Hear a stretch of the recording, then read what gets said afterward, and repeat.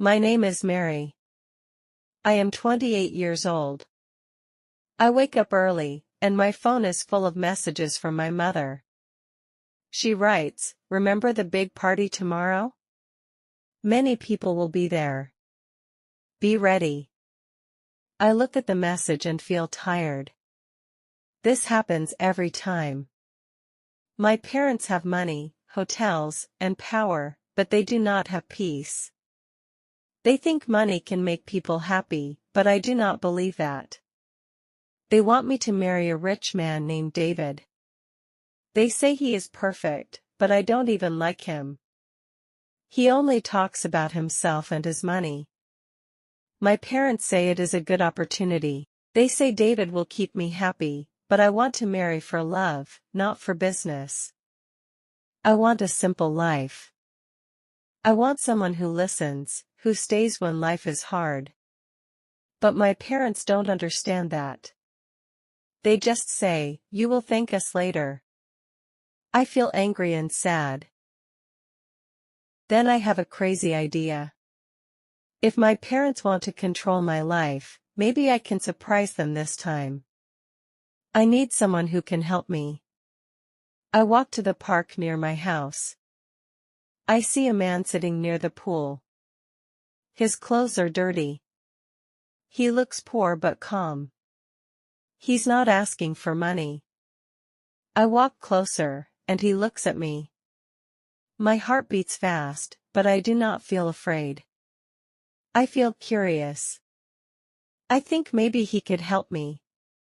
I take a deep breath and say, "Excuse me, I need your help tomorrow night. Please listen to me." He looks surprised. He says nothing. Then I say, "I will pay you if you pretend to be my boyfriend tomorrow." He smiles and says, "You're serious, aren't you?" He thinks I am joking. I say, "I am serious. I just need one night, one party, please." He stops laughing. He looks at me and says, "You want me to pretend to be your boyfriend, but why me?" I smile and say, "Because you don't know my world." He thinks for a moment. Then he says, "Okay, if you are sure, I can do it."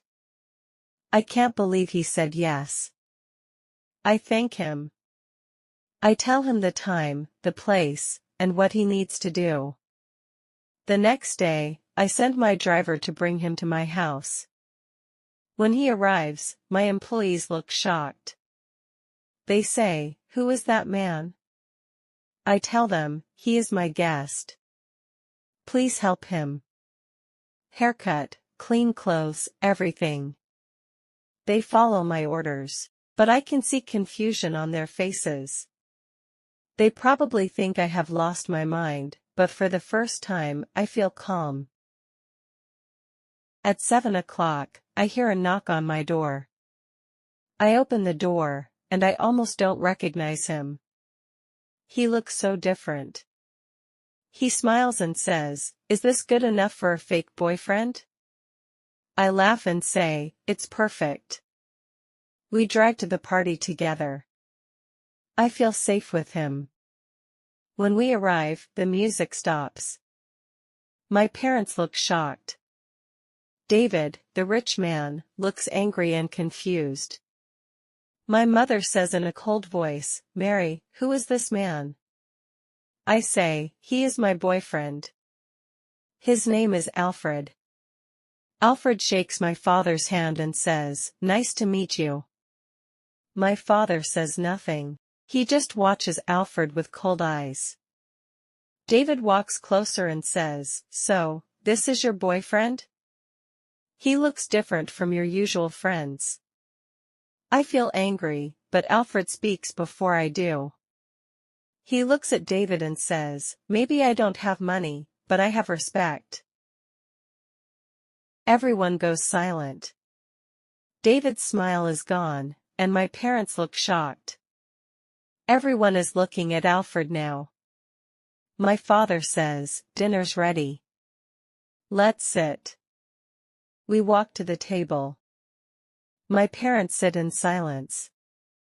Alfred sits beside me. He stays calm and respectful. I watch him and feel peace. But then David walks to our table. His face looks angry. He says, "You think this poor man can replace me? You're making a joke, Mary." Alfred stays calm. He says, "I'm not trying to replace anyone." My father suddenly says, "Enough, Mary. Come with me." We walk to the garden where no one can hear us. He says, "This game ends tonight. You will not embarrass our family again." My hands are shaking, but I don't look away. I say, "This is not a game, Father. I just want to live my own life." He is shocked. He has never heard me talk like that before. Then Alfred appears behind us. He says, "Sir, please let her speak." My father looks at him with anger. He says, "You don't belong here."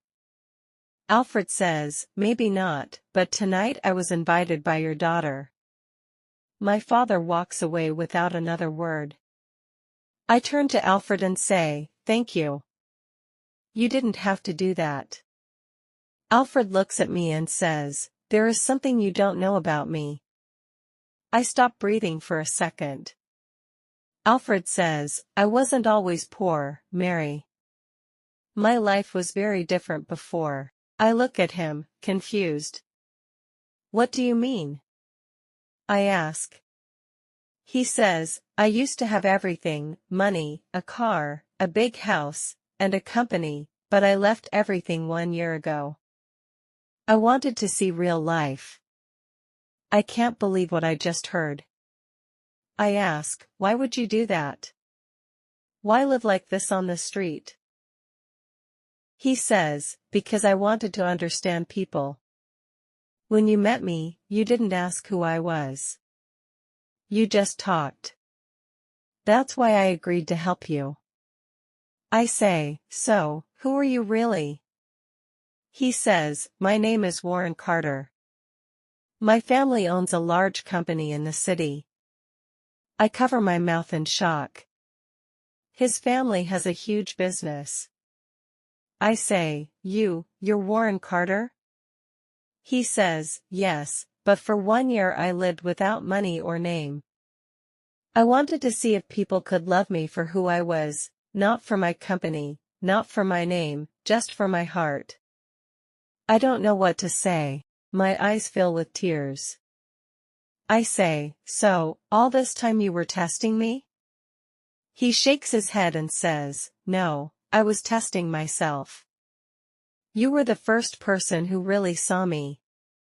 I'm not asking you to love me. I just wanted you to know." My heart jumps. I feel so happy. Then suddenly, I hear my father's voice calling from the house. "Mary, where are you? Come back inside right now." I look at Warren. He says, "Go, Mary. I'll wait for you." I nod and walk back toward the house. My father looks angry. I know I can't hide anymore. My father says loudly, "Mary, you will never see that man again." I freeze. My heart stops. I look at my parents and say, "Father, please listen. I know what you think, but you are wrong." My father says angrily, "Wrong, Mary? You don't know that man. He has nothing." I say, "Maybe he has no money, but he has honesty. I don't need a rich husband. I need someone who respects me." Then I turn around and walk toward the garden. Warren is still there, waiting like he promised. When he sees me, he smiles. I look at him and say, "Warren, will you stay, or will you go back to your old life?" He takes my hand and says, "Maybe I can do both." We walk away from the house together. Warren looks at me and says, "You found me when I was nobody." I smile and say, and you helped me find myself. Love is not about money or names. It's about truth and freedom. Never be afraid to follow your heart.